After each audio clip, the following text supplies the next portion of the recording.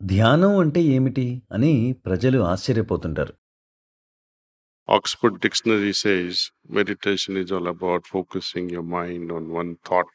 Oxford నిఘంటువు ప్రకారం ధ్యానం అంటే ఒకే ఆలోచనపై మనసును లగ్నం చేయడం. దీనికి సమానమైన సంస్కృత పదం ధ్యాన్. అది విభిన్నమైన అర్థాన్ని కలిగి ఉంటుంది.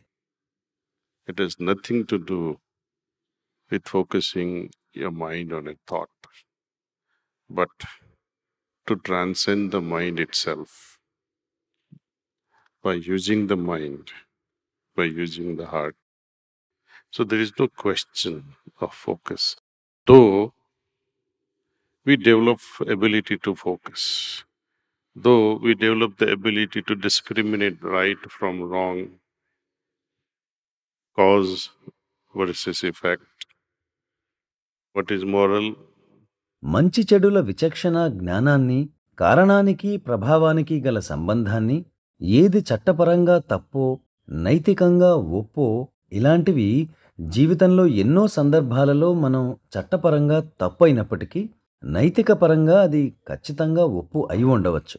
అది అత్యుత్తమమైన చట్టం. మనం దీన్ని ముందుగా అనుసరించాలి. anyway, you should be able to follow the morality, though you may have to pay a price. మీరు చట్టాన్ని ఉల్లంఘించటం వలన మూల్యం చెల్లించాల్సి వచ్చినా కూడా నైతికతనే అనుసరించాలి. మీరు శిక్షను అనుభవించడానికి ధైర్యం, బలం కలిగి ఉండాలి. కాబట్టి నైతికత చాలా వాటిని కోరుతుంది. ధ్యానం మనకు ఖచ్చితమైన స్పష్టతను కలుగజేస్తుంది.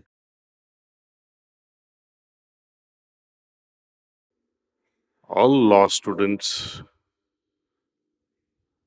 if they practice meditation, లా చదివే విద్యార్థులందరూ కనుక ధ్యానం చేసినట్లయితే వారి అంతర్దృష్టి అంటే సహజ జ్ఞానం ఆకాశమంతగా పెంపొందుతుంది. ఇంతకు ముందు నేను బుద్ధి యొక్క 5 స్థాయిల గురించి మాట్లాడటం జరిగింది. వీటిలో అత్యున్నతమైనది ఈ సహజ జ్ఞానం. ఎప్పుడైతే ప్రాసిక్యూషన్ లాయర్, డిఫెన్స్ లాయర్ వాదనలు వినిపిస్తుంటారో వారు ఇంకా నోరు విప్పకముందే సహజ జ్ఞానం గల జడ్జి గారు ఎవరు తప్పు, ఎవరు ఒప్పు అనేది చెప్పగలరు. అది ధ్యానం యొక్క శక్తి. ప్రతి ఒక్క విద్యార్థి దీన్ని సాధన చేసి వారి అంతర్దృష్టి ఏ విధంగా పెంపొందుతుందో గమనించాలని నేను కోరుకుంటున్నాను.